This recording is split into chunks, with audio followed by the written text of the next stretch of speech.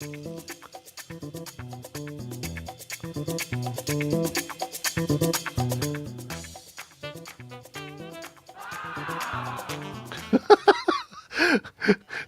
we're live streaming. Holy cow. We're live streaming on 24 channels right now. Dorita, what would you like to say about what you learned about live streaming? Look, I think that with repetition, it wouldn't be that hard, but it's a lot of little nuances. And I guess knowing when to go incognito and realizing, especially if you're serving a client and you're using their information, Yeah. is how to make sure that everything is hooked up. But I will say that there's just really benefit in production walkthroughs and checks. And not letting clients force you into, hey, it's all good. We'll just jump on a few minutes early. We do this all the time. Let's just do it, right? And it doesn't work that way. For those who don't know, we're using Restream right now and Zoom. And so there is a little bit of a complicated path. But basically, if you tell Zoom the right things, the number one is a stream key. So we were actually made an event. We got a separate stream key out of it. And now you got to tell Zoom to go to that stream key. So basically, Zoom talks to Restream, and Restream now goes out to 20, 4 different locations all at the same time.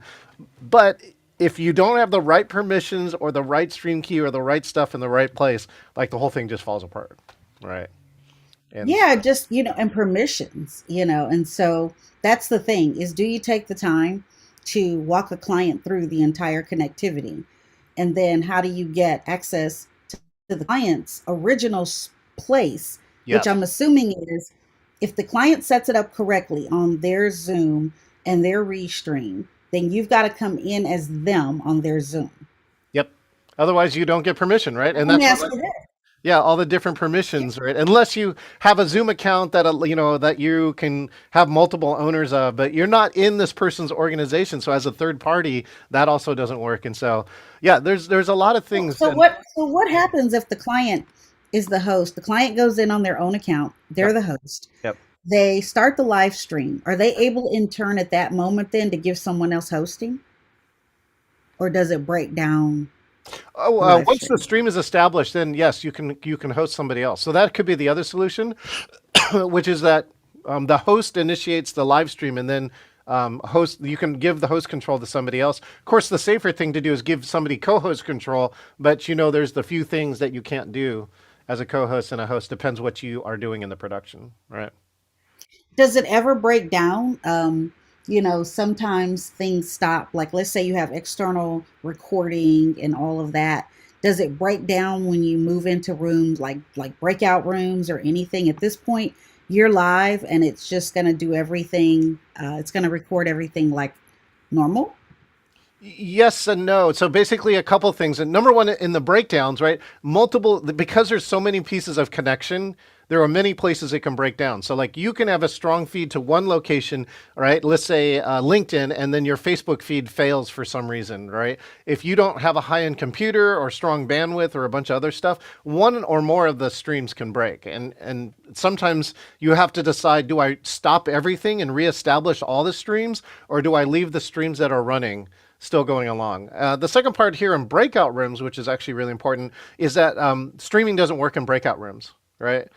So you only stream the main room. And so this is why, like in recordings, I still continue to do things such as leave a group in the main room so that your recording is complete, that somebody who's watching this afterwards will see something of what's going on as opposed to going dead for, 8, 10, 12 minutes or so. Oh, okay. I didn't realize that's why you did that. I've seen you do that. Uh-huh. Ah, But yeah. then what it doesn't allow you to do is you can't chit chat and get ready for the return. So your production schedule has to be tight so you know what's happening next.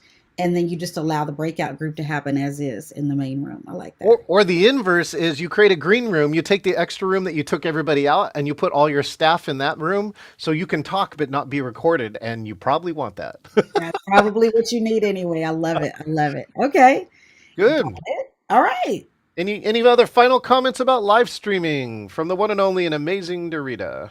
Well, from the amazing teacher, producer, engaging virtual event guru, John Chen, as always, thank you so much for your help. I love it. Always increasing, always, 5% better. That's right. each time, One step in incrementally better. incremental steps. Well, now, Dorita, I got this one message for you while we close out this stream. Here we go. Let me see what it is. Thank you for attending the performance. And a special thanks to all those who helped with the show. Oh, wait, now I forgot you're the host. You have to click stop live stream. I know I was waiting. I said, he forgot I'm the host. That's funny. See you next time.